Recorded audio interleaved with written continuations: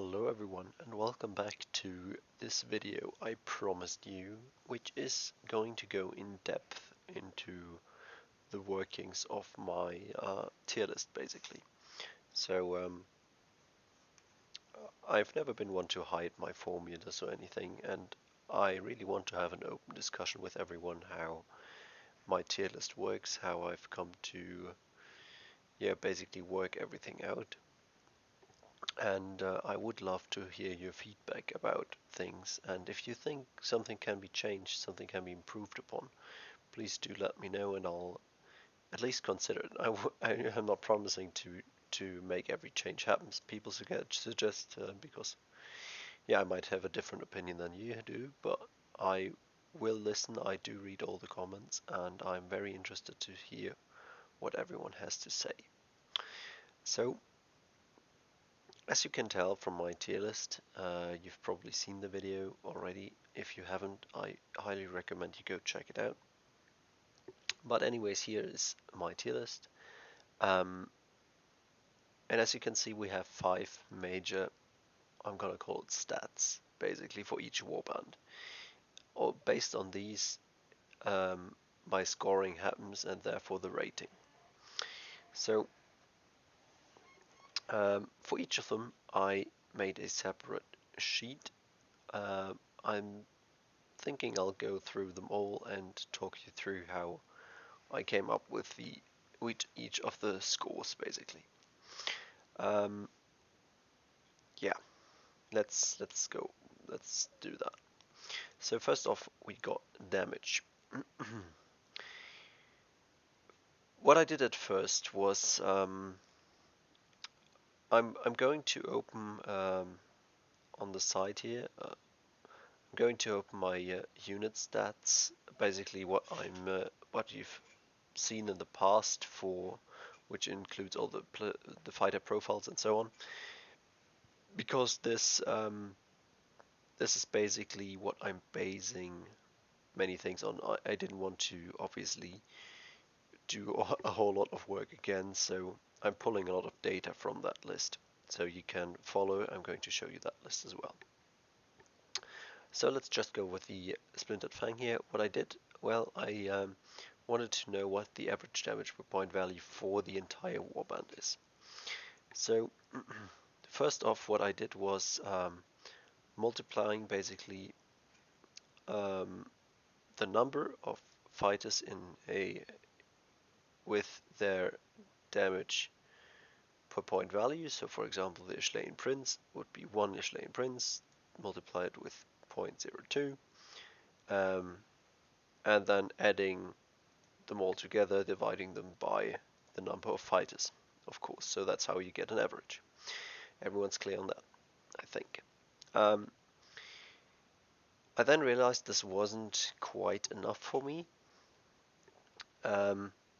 At first, I tried to incorporate range as an extra stat, but I was having a very hard time evaluating that properly. And I think range has two aspects. One, it increases your survivability by basically not forcing you into range of an opponent and therefore making you safer. And secondly, it gives you more attacks because you don't have to move before attacking. So it kind of in a way improves your damage. So that's how I decided to tackle range in the end. So what I did here is I included a new stat called damage per point after ranged.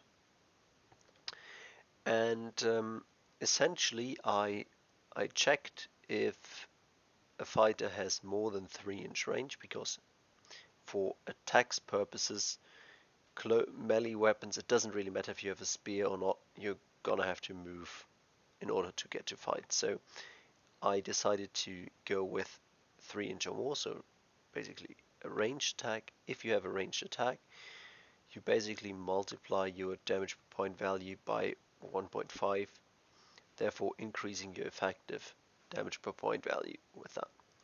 So that's and then I obviously built the average out of all the damage per point values. Sorry, that's the damage, yeah. So I then built the average out of my damage per point values, again with the number of the fighters and so on. So that's how I came up with my damage rating there. Yeah, Splintered Fang is the highest, Nighthaunt is the lowest, and well, I then sorted sort everyone by their place, basically by how good the point value is, and then I give them a score from 39 to 1. Um, right, so that's damage. Let's go on to survivability. Very much the same idea here. Um, Again, I'm taking the number of models, multiplying it with their activation, so survivability per points value, which this is basically, and then I did this after range as well. However, in this case, I set my minimum range so to be higher than 1, because that really includes the true benefit of having a spear, which is not being murdered immediately by your opponents. So that is a benefit for sure, and it's one that we should recognize as such, and therefore this is in here. So having a ranged weapon increases your survivability. That's what I intended to do with this one. Yeah, so you could, for example, see on the Reaver, his normal survivability per point value is 0.02. Well, it's probably not going to be much higher. Yeah, it's slightly higher. If I was to show you a lot more numbers, then you could see, okay, he's 0.019 instead of 1.016. So that's really the entire change there. But it's making a change, and it's having an impact.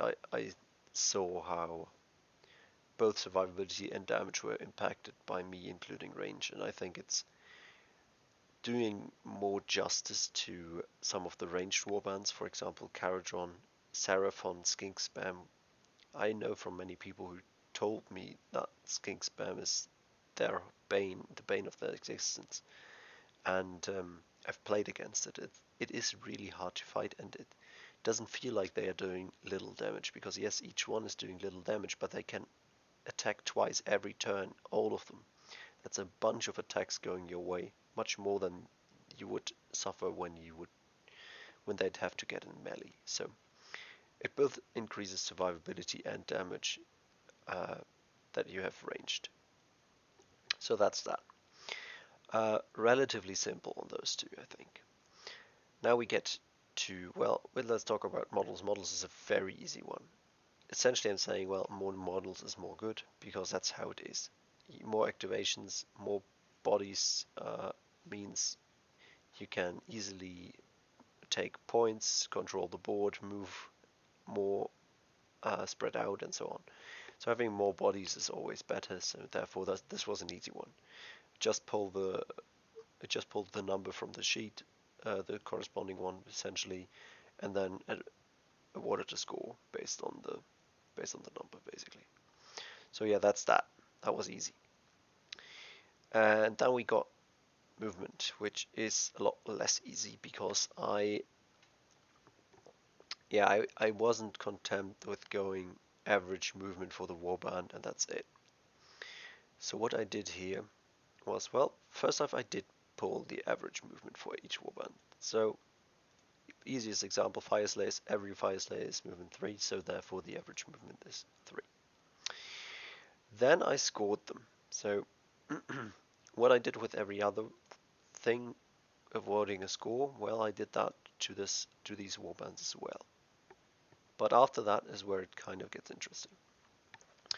First off, I checked how many models are in that warband that have a move of 8 or higher, because that's where you really get into that very juicy movement where you're going to be able to outrun your opponent, snatch objectives and run away, catch fighters that I really thought were safe, or get away safely yourself without them being able to pursue. So I checked how many of those models a warband has, And then what I also did was um, I added this stat here, which you can see is a flying stat. So basically it's a 1 if they can fly and a 0 if they can't fly for each fighter. So obviously all the guys on Eels, Ishlane, Prince, the Morsa Guard and so on, all of those guys can fly, so they get a 1 here. Which means that in this instance we have a movement 8 and flying score of 3. So there's 3 flying pieces with movement 8 in this warband. They also have 3 pieces with movement 8, but obviously none of those are non-flying, so I kind of deducted from that.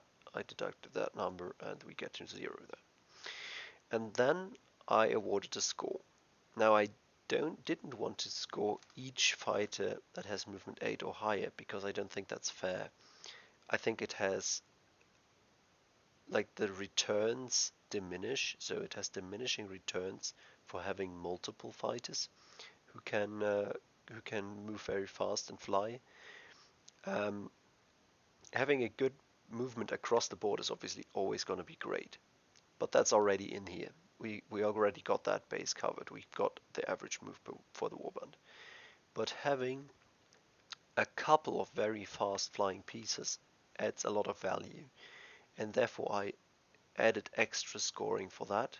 So essentially, if you have one such piece, you get 3 points.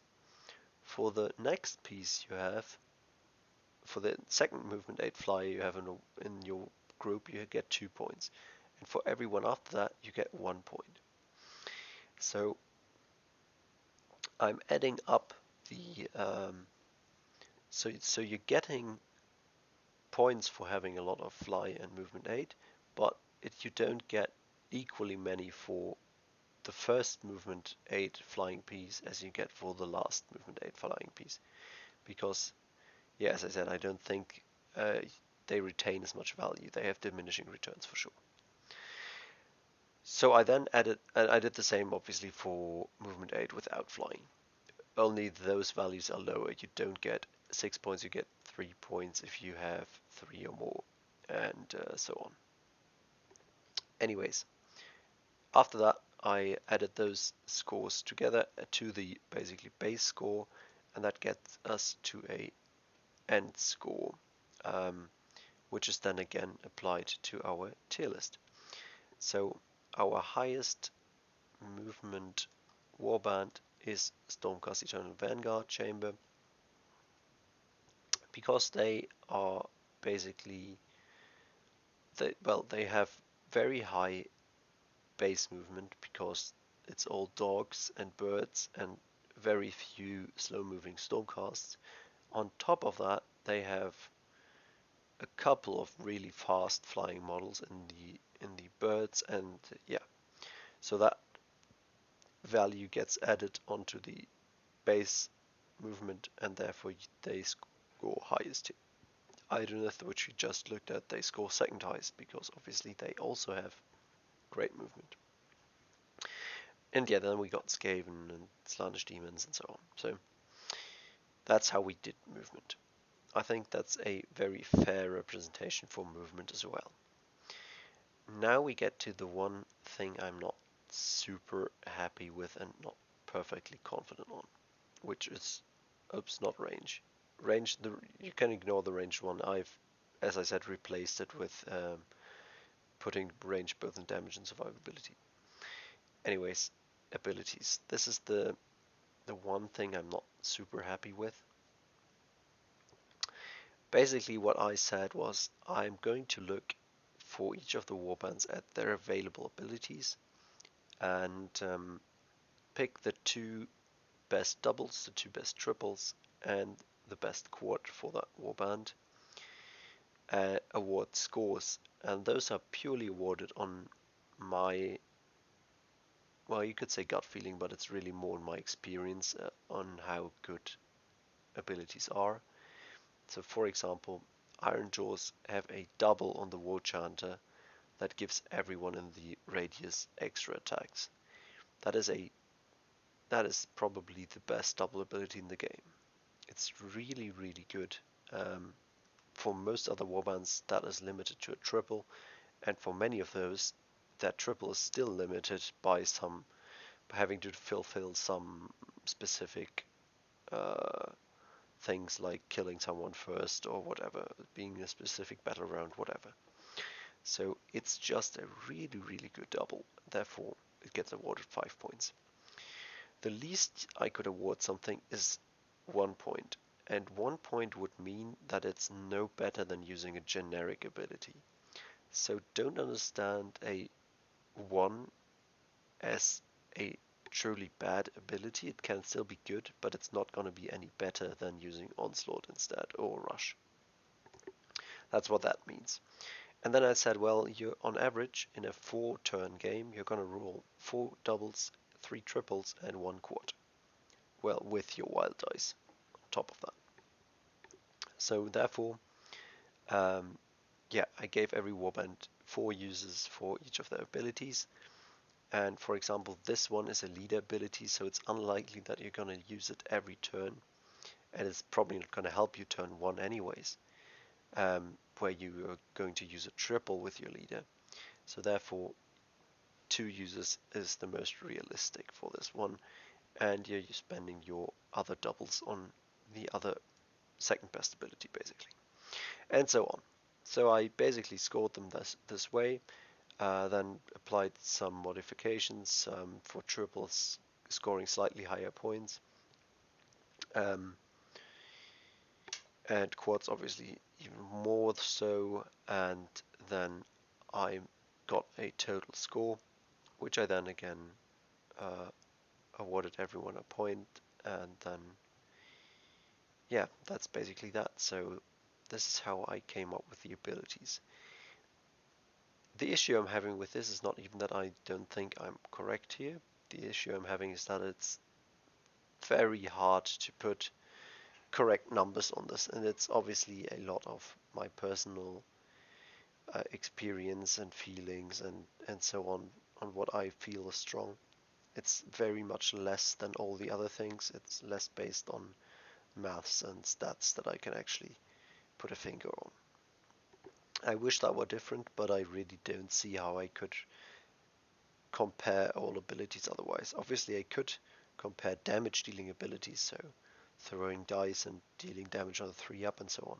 I could easily compare all of those, but only with each other, not really like what's the added value of a move as compared to dealing damage. That's something you can't really put into numbers. Well, you can, but just by doing it yourself, not by letting Excel do it. Anyway, so that's my abilities. Um, oops, I changed that. Should not have. So really, what's the end result of the whole affair? Um, I got all my scores. Well, I'm obviously pulling those from other sheets as well. For example, for my untamed beasts, they are rank 15 in damage, rank 17 in survivability, rank 33 in movement, so that's basically their highest stats. Model number 20 is just in the middle of the field, whereas these two are kind of lower-ish, and their ability score isn't that great either. So they get a final score of 20.5. Why is that? How can they have a final score that's actually decent with only movement and model number being good stats? Well, that's because we have a weighting. I established this weighting actually with my viewers in the past, where I've asked everyone how do you rate damage compared to movement, compared to survivability, compared to model number, and so on. And this is basically what I've used now. So 24%, so damage, for example, makes for 24% of that final score, so almost a quarter. Whereas survivability only makes 13, so it's a lot less valuable than having high amounts of damage, which is true, which is what most people feel is represented in the game as well. high movement is probably the most important stat. That's why it's got 25% weighting. So that's why you'll see your untamed beasts with a score of 20, because that high movement stat is pulling the total score up. And you could similarly see for Nurgle mortals, for example, they have a horrible damage stat, they have a horrible movement stat, and a horrible model number stat. That's bad. They've got the highest survivability stat out of everyone, but because survivability is rated very low, that's not gonna help them push past the push past any other warband, so they are stuck on bottom there. Anyways, guys, I think I've discussed most of the things and how I came up with them. As I said, there was a lot of trial and error. I was trying with range, and I was attempting things like seeing if I wanted to include the benefit of having some stronger models over and a lot of chaff versus a lot of balanced models. But I didn't feel like in the end that was really necessary and needed. So yeah, there was a lot of experimentation going on. Obviously, it took me a long time to come up with the right way to do everything. I'm relatively happy with my results. As I said previously, though, I think the two issues I have is for Vanguard Chamber and Gloomspite Kits ranking this low. Um, Gloomspite Kits is ranking very low for damage, which is the main reason it's not high up in the tier, because everything else is really good. Yeah, that's because well, the squigs don't do that much damage when you look at their points cost, because they are also the ones who are jumping, and so they also have flight and movement 10 and so on, of course. And all your chaff units are really bad at damage output. That's why your average damage per point value is gonna look low. And I don't really know how to fix that, and it's kind of true as well. It isn't the greatest damage, although the squigs actually do deal a lot of damage, but they also cost a lot of points, which is why this value isn't that great. Don't know if that's entirely fair. Please, guys, as I said, let me know what you think. Do give me those comments. Do let me know if you see any potential for change here. I think overall I got very close to what I think the results should have been. I think most of the warbands people name when talking about powerful warbands are up there. Not surprised to see Nurgle Mortals and Iron Golems down there, Nighthaunt. All of those are definitely considered bottom tier. So that shows me that generally I think my methods are correct. I think in general my methods are working as intended, and most things are correct. But yeah, as I said, there seem to be some cases where specific combinations of stats in a model don't get valued as well as they could be. And I also realized for Stormcast Eternal Vanguards, the only reason they are not doing as well as they could be is that in their list I included a Knight Venator, so the flying guy with a bow. I hope he's the Knight Venator. Anyways, because I feel like he's a powerful model. However, he is not point efficient. He definitely is not, because he's very, very tanky. He's got ranged and melee and so on. So he's splitting his points into many portions.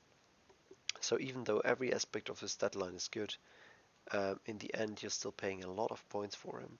And I know if I would just put his point into hounds, Stormcast Eternal Vanguard would on paper look better than they did before.